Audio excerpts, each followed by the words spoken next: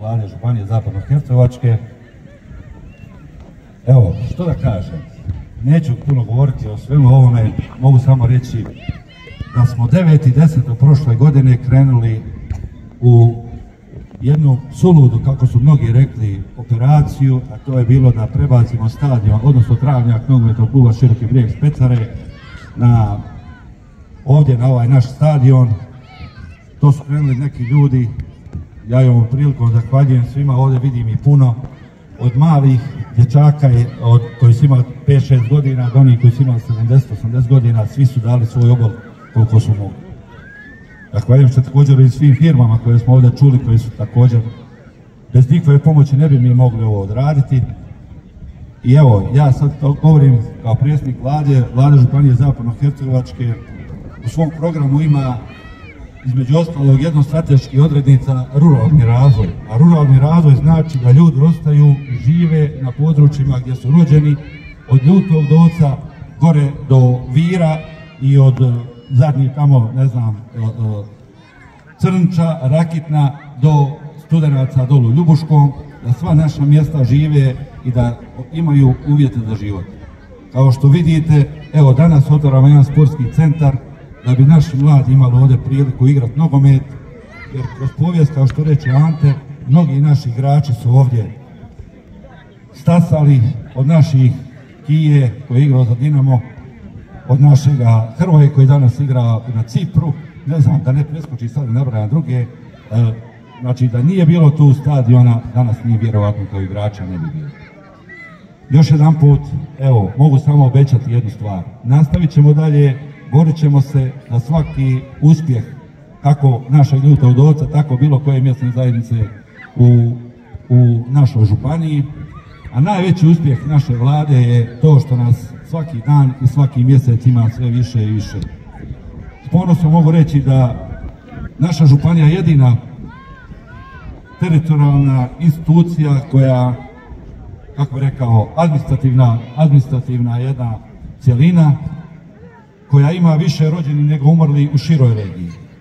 Od Hrvatske, susjednih zemalja, Bosne i Hercegovine, jedina županija Zapadno-Hercegovačka svaki mjesec, iz mjeseca u mjesec, već 2 godine rađa se više nego što umire. I učinit ćemo sve da bude i buduće tako. Ovdje bih se još jedan put zahvalio posebno gradonačelniku Miri Kraljeviću, jer evo za ovih 20 godina koliko je on gradonačelnik, ja sam bio otprilike isto vrijeme u raznoraznim funkcijama u klubu, uvijek nam je bio na usluzi, pomagao nam onoliko koliko je mogao i koliko smo mi tražili. Mogu reći, više je bilo do nas nego do njega. Još jedan put, Miro, hvala ti velika i nadam se da ćeš uživati u mirovini još dugo.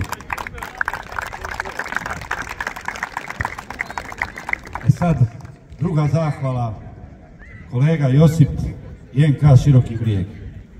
Evo, nema Mije ovdje, žao mi je, nije Jelica predsjednika kluba dugogodišnjeg, ali evo tu je Želja, današnji predsjednik kluba. NK Široki Brijeg, od Ljutog Doca, je uvijek stajao iza nas. Od opreme, pomaganje u bilo kojem obliku, do, kao što je već rečeno, ovoga stadiona praktično kompletno. Travnjak, umjetna trava, golovi, sve je to skinuto s Pecare, pomoćne naše tamo sjedalice za pomoćne, za rezervne igrače, službene osoblje, sve je to s Pecare. Hvala vam velika ljudi, ja se nadam još boljoj suradnji, ja se nadam da će još koji igrač u Širokom Brijegu biti iz Ljutog Doca. Naravno, tu je naš Dino, da kad ne zaboravim, današnji igrač, mislim da ima jedan ljudi koji ima najviše nastupa za Široki Brijeg.